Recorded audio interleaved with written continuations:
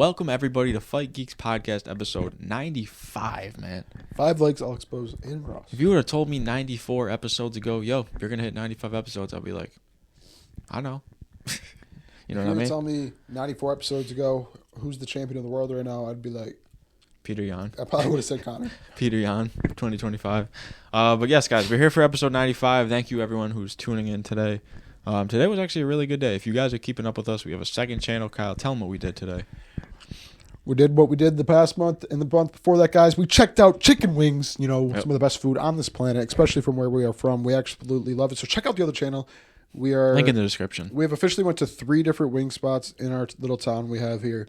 And let's just say, needless to say, all of them have been pretty fire. But we're expecting to see some bad ones, some better ones. Yeah, so we had a really good experience with wings today. So today, honestly, might have been the best episode as well, guys. Check it out. Each episode is getting better. Just me and Matt, we have a little competition later on. He won house hunting, but that's all I'm gonna say. What do you mean by that? Hit a bullseye in front of the house. Oh yeah, true. That's all I'm gonna say. But hear me out. That video is gonna be awesome. It's coming soon. So if you like our content, check out our second channel. But we're here to talk about fights to y'all. There's a fight next weekend. UFC 314 is finally here. Praise the Lord. UFC pay-per-views are back, man. It's been 5 weeks. And there's fights right now. There's fight time right now. We just watched an awesome heavyweight bout that we'll talk about in a second. But today we are here for the most important thing here. UFC predictions, what you all love, what everybody loves. And yeah, we have a pay-per-view here. Our takes on the fight, our opinions. I think first fight we need to talk about here, Jim Miller, right? He's 41 years old. Jim Miller's back, but guess who Jim Miller's against? Chase Hooper. He's a 25-year-old versus a 41-year-old. Chase Hooper always finds himself in these crazy fight positions where he's fighting the oldest man. He's one of the youngest fighters in the roster. Jim Miller is plus 550 here. Yeah, respectfully. I think all I have to really say about this fight, I could definitely see this being a retirement fight for Jim Miller. We'll see. I'm gonna roll Jimmy though. If you get your ass whooped by a if you get your ass whooped by what's his asshole? If you get your ass beat by a 25-year-old, like, right, you're 50 years old, right, guys, and you're sitting there and you get your ass whooped by a 25-year-old, you gotta hang up with him. You gotta hang, dude. Yeah, this is like if you're 41, you can still kick a college kid's ass. It reminds me of the fight. I forget his name. I apologize, but it was one of Raul Rojas's first fights in the UFC. He submitted the dude first round. Jay Perrin. And he goes, I might have to hang it up, dude. As soon as he lost, he was like, I might have to hang it up. I just lost Respectfully, to a kid, bro. He man. lost, I think he was 18 at the time. He lost to an 18-year-old. Like, yeah, that's got to be demoralizing, when you're, a grown man and you're losing to these young guys, especially a guy like Chase Hooper, bro. He looks like the least threatening guy in the UFC, and I don't really think it's an argument. So that's going to be a fun fight. We definitely got to tune into this one, man, like all the way through. Because next up, we have an ex-title contender here, Jan Zionin. She dropped a couple bouts against the top of the strawweight division. She's going up against Verna Jandiroba. You probably have seen this woman. She is cross-eyed. She is criticized for it, which isn't right. But you've seen this woman. Somehow, I think she's gonna win. Me too. I think Verna Jandiroba is gonna win that one, y'all. Oh, here we go. So this is the prelim headliner, Dan Ige. You all know him. You all love him. Against Sean Woodson. We know what happened. Is 13-1. I'm sure Sean Woodson. He's an up-and-coming prospect. This is his ranking fight. Okay. He's on a streak, down a big win streak. Beat Charles Jourdain. Alex Caceres he beat. I think I might have to go with Dan Ige, man. He put on a crazy performance when he stepped in there on short notice against Diego Lopez, the now title He did, bro. contender. He did. And he did very good, and I think... And he's not done. Yeah. I don't think he's done being in the gatekeeper of the division, and he's going to keep this guy out of the rankings. I also have Dan Ige. He went toe-to-toe with big people. Big guys. Bryce Mitchell. Let me see some other of Dan Ige's fights. He went up against Lerone Murphy.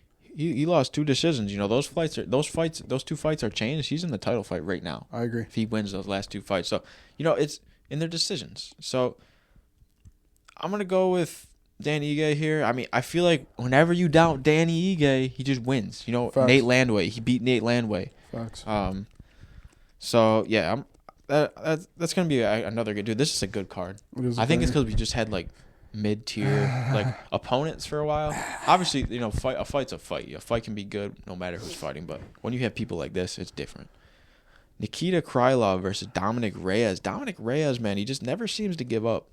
He is the underdog. I'm going Dominic Reyes 3.0. He's on his third version of himself. Is it 3.0 or 4.0? Could be 6. 6.0. Could be 6. Yeah, I'm going to go with Reyes here. Here we go. So the ex-Bellator featherweight champion, Patricio Pitbull. I think he's 38. I think he's 38 years old. Let me double check. 37. 37-year-old Patricio Pitbull against the former UFC featherweight interim featherweight champion of the world, Yair Rodriguez. Yeah. But don't forget Yair Rodriguez. I was just doing this when I was going into this card a little bit. Brian Ortega submitted Yair Rodriguez. He lost in the title fight. I mean, Yair's been on a little slump. Yes. And this is a UFC debutant. I agree. Of a Bellator legend. Wow. So I feel like it's just storybook. The Bellator legend Patricio Pitbull is going to win here. Me too. I think the Bellator guys have had a good run here in the UFC. You know, he's another dog MVP. from Bellator, and I do think when you put him against a below average fighter, they're gonna do a hurting. So yeah. So that's gonna be a good fight. I'm actually excited Mexico to see versus Brazil. Honestly, it's gonna be a good one. I'm glad he got signed with the UFC. It kind of shows that, like, hey man, what We're about here. this fighter They're pay? here. Because come to the best. Because we're saying UFC's UFC's pay is so bad, but now Bellator's out of a business, and a Bellator fighter just signed here. So is it really that bad? MVP. Raises questions with all Patricio. the new signings as well. But I like the signings. I really think it's a good way to put top fighters on the map, because Bellator's promotion was never that good. That's why they're out of business. What's really cool about like other fighters from other promotions coming here, like Kayla Harrison, Patricio Pitbull, Michael Venom Page, we just hear about them because I'm gonna be honest. I've never clicked on a Bellator fight night or a PFL fight night. I've never watched these people, and I'm gonna be honest. I probably would never watch a live fight if they didn't go into the UFC. I agree. So I'm really happy that these legends from other organizations are in main cards like this. I agree. But here we go, dude. The co-main event. This came at us quick. Michael Chandler. He's chasing Conor McGregor for years. He ends up coming up against Paddy Pimblett. 12 versus 7, man. Guys, I respect the heck out of Chandler. This is going to be good. I unfortunately have Paddy. I think he's the young guy. And honestly, man, I think people started to underrate him after the Jared Gordon fight when he broke his foot in the first round early on. It's not like he fully lost. It was close. Even in my opinion, I thought he won the fight. I thought it was a decision. I wasn't sitting there opponent. screaming robbery. I was sitting there, okay, Paddy won, but the hype definitely died off for me a little bit. Yeah. Come to find out after the fight, he broke his foot, and then he goes on and proves that he's a top guy, almost knocking out Tony Ferguson and then getting a dominant win over him. Bobby Green. Submission, only submission in over 10 years of his career. Never been submitted in the UFC. Puts him out fairly quickly.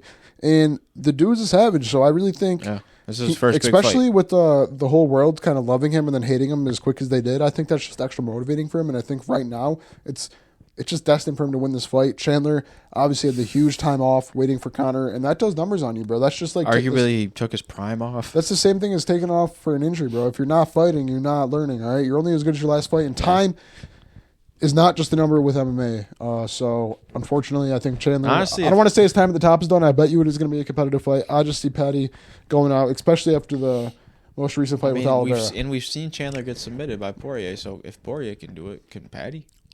I think we shall see. The younger, fresher, better cardio I did want to mention this. He's a scouser. Shit, what was I going to say about this fight? Oh, yeah. Really, all Chandler has right now, I mean, he's still a plus 130, but all Chandler has right now is his name. He has built a name for himself that is better than his skill level in the UFC. I'm not saying his career. He's a great Bellator fighter, ex-champion. But his UFC career, it is all hype, all, entertaining losses. Just to be straight up, I respect the hell out of. But I respect it, yeah. I mean, the only wins he have are absolutely. He somehow crazy. just does it every Who time. Did he beat? Exciting fight. Did he only beat Dan Hooker? He beat Tony Ferguson. That's it. He lost to Gaethje, Poirier, Oliveira twice. Damn, what a run though, dude. That's like what the a run, gauntlet. yeah. He went through the lightweight gauntlet and didn't make it out. My guy Poor Stu Vikrig has just fought the absolute gauntlet. Yeah, he just fought the featherweight like, or the flyweight gauntlet. Let bro chill. So I'm gonna be honest. I want to root for Chandler here, man. I want to root for my boy. I like rooting for Chandler. I'm gonna go Paddy. I like that. I like having different. I'm rooting for. What are the odds? I'm rooting Does it tell you there? Plus 130 to to minus So 155. nearly even. Nearly even. Nearly even. Paddy the slight I'm gonna be favorite rooting then? for Chandler. Hell yeah, dude. He was one of my Is first Paddy favorite the fighters. slight favorite? Negative 155. Yep. Okay, yeah. And then here we go. The main event. He's back like he never left. This is a weird one. Volkanovski in his 10th straight UFC featherweight title shot against, does he deserve it, Diego Lopez? Do either men deserve That's it? my opinion on this. I guess it would be really funny to see Volk versus Max here, imagine. That would be awesome, kind of. I'm going Volk, man. What are the odds? I gotta know the odds. Volk is minus 155. Wow. Lopez is plus 130. I think that's a little bit too close. Yeah, me too.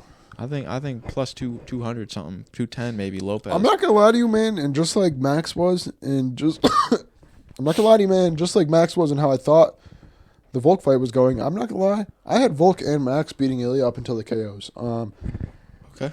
Both wars, and I think Ilya had his moments in both fights even before the KO. I'm not gonna lie, but watching Ilya fight, man, it was like never, like you almost knew the KO was gonna come. Like even though I could confidently say Max won those first 2 rounds and Volk, I just knew it was coming. It just felt like it was coming. And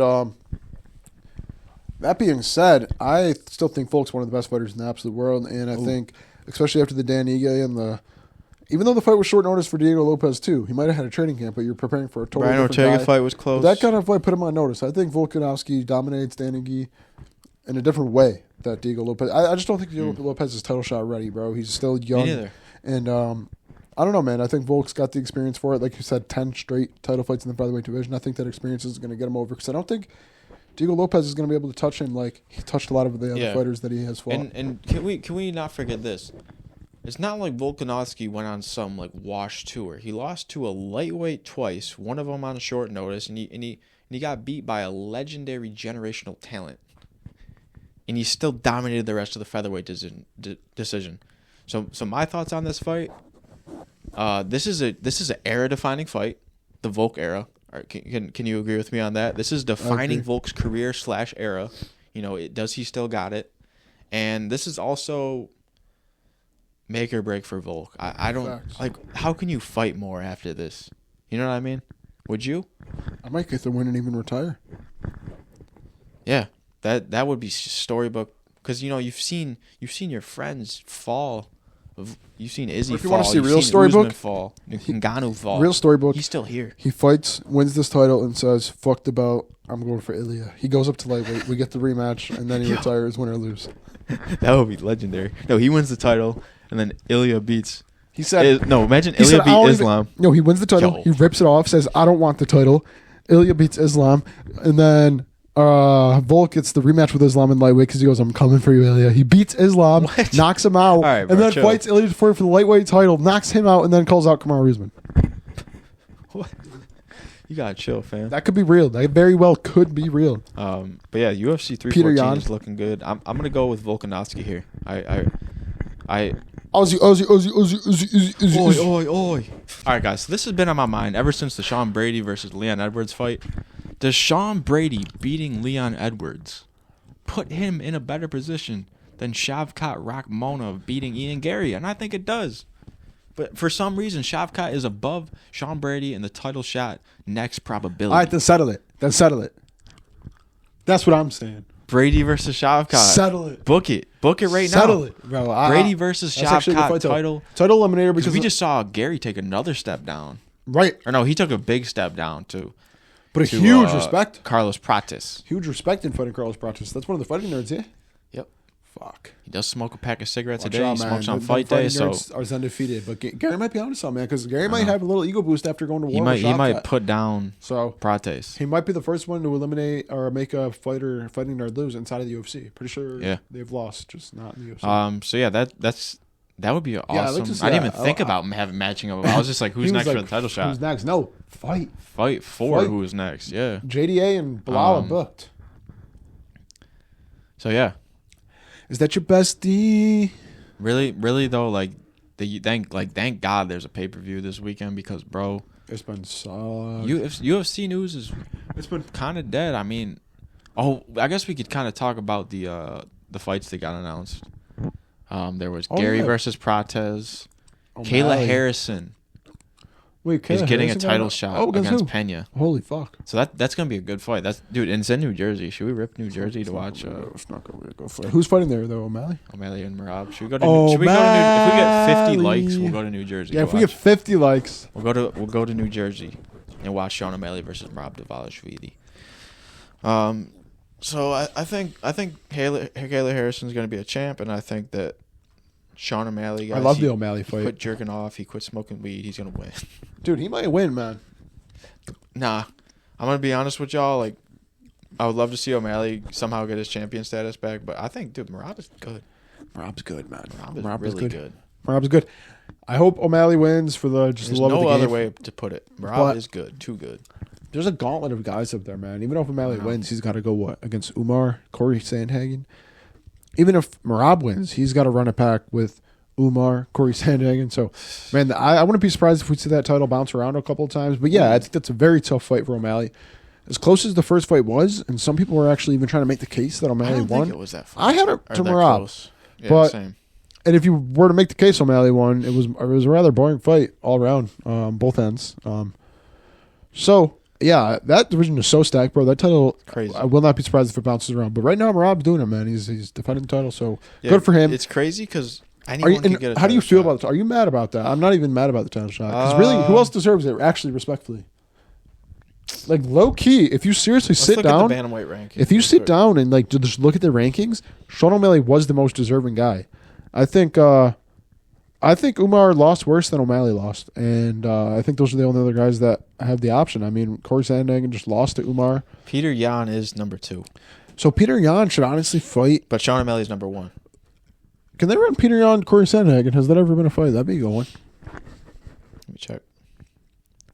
Because he beat Corey Yan just put an Yo, end to Figgy's little bantamweight Peter beat Corey stint. Sandhagen, I'm pretty sure. Shit. He did. Corey Sandhagen Peter Yan doesn't- beat Sandhagen 4 years ago almost. And you want to know what happened? They might have to run that you back wanna know for a what title happened? shot. I remember this very vividly. Corey Sandhagen beat the brakes off him for the first 2 rounds. Peter Yan was like a +6 live. He won the last 3 convincingly. Decision. Yeah, he won the last 3. Wow. Dude, they might have to run back Yan So yeah, versus, bro, all I'm saying is that Yan versus Sandhagen too. that division is stacked, man. So expect the belt. I don't even know. Like, to predict the winner of the belt at the end of the year would be so hard. They're very Rob versus active. Sandhagen too. Very active as well, that division is. So props to all that guys in this division. They all Bantamweight's deserve their own belt, low key. What? Besides Cheeto. Cheeto Ver's probably like the worst top Nah, yeah, 10. he fell Let's off. see what the top 10 is. Oh, Rob Font's in the top. Oh, fuck. All right, guys, never mind. Only top 5 is good. I'm sorry. No, dude, Rob Font. He just Dude. exposed somebody. Yeah, he's just a little too old. I know. I'm not saying for title, but he's keeping people out. And then what? Cheeto Ver These like 6? Where gatekeepers are is Cheeto doing their Ver? job. 7. Did you dong at 6? Yeah, bro. Top 5 is But cracked. since we're on the topic Wait, of Figueiredo. bantamweight, I forgot he's about top that, 5. man. He just lost Yo! Tion. He just lost Tion. Oh, my God. Guys, since we're on the topic of bantamweight, Raul Rosas has about 3 years and 2 months to beat John Jones' record for youngest champion. This has been getting a lot of traction on our account. So what's his route to the title? What is his route to the title? I don't think it's a ranked fight next yet. No. He's got 3 years. I mean, that's at least that could be 6 fights. Facts. Can he get to the title and win it in 6 fights? I don't know, man. But appreciate the support on this post because I like when people actually view it because there's actually a conversation. Like people are like, hell no, hell yes, but then the people add to this point. Jones was just knocking out ex-UFC champion and just beating ex-UFC champions. He's done that his whole career. Like it's basically as soon as he got in. You know what I mean? So it's like John Jones. So let's look at John Jones' path real quick, just to get a reference point. He gets in the UFC Ultimate Fighter finale in 2009. 2 years later, he's champ. Damn. So Raul Rosas, I mean, he joined at 17 though. Like it's like, where do you decide? Because that means I think that's John Jones ultimately- would have been about like 22, 21-ish when he joined the UFC. The younger you get into the UFC, the worse. Because you're Especially going to be fighting. heavier divisions. Dude, look at this. Like they're low Look at- key. look at like John like Jones' real, fight history. like It's real, crazy. real dick, bro. There's no reason why Wild Will should be in the UFC right now. He should be fighting bums in another. Like just like Even in the being a LFA, championship in He another should just division. not be in the UFC, bro. The UFC How stuff. do you immediately get in the UFC? Is he an industry plant for Mexico? I don't know. Is he a Mexican industry plant? Looks like he got shot. Nah, when I start bringing up industry plants fighters, that's when you know it's been too long of a day. But guys, awesome day today. We got a fight night next weekend. We also made a little vlog, just chilling. Check it out, man. So check it out if you want to chill with us. And we'll see you guys in episode 96. Thank you all for sticking around. We're finally thinking of a cool thing to do with this room. We're thinking TV over there, couch against this back Just wall. expect some upgrade, man. We went out last week to scope it out. to check out what we're gonna willing to spend and what we will spend. You know, because I don't know about you, man. Like I might live on my own, man, but shopping for decor is not fun, man. It's hard, man. You don't know what to get, but yeah. it looked pretty easy, man. So stay tuned, man. It's gonna be a We'll good see fucking y'all year. episode 96. We're First quarter of slowly- 2025 is almost done. Yeah, we're just about 100 So- days into 2025.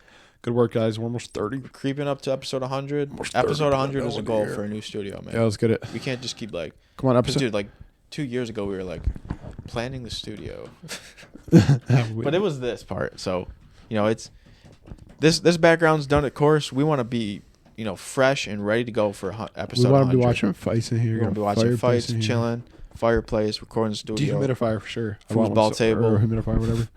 Foosball table. Foosball table Hockey in that bubble. corner. Hockey bubble. Dude, would fit imagine perfect. darts right here. Nah, hockey bubble fits perfect right there. Or right back there. Yeah. I know, but you have to like sneak under, dude. Or like darts right there.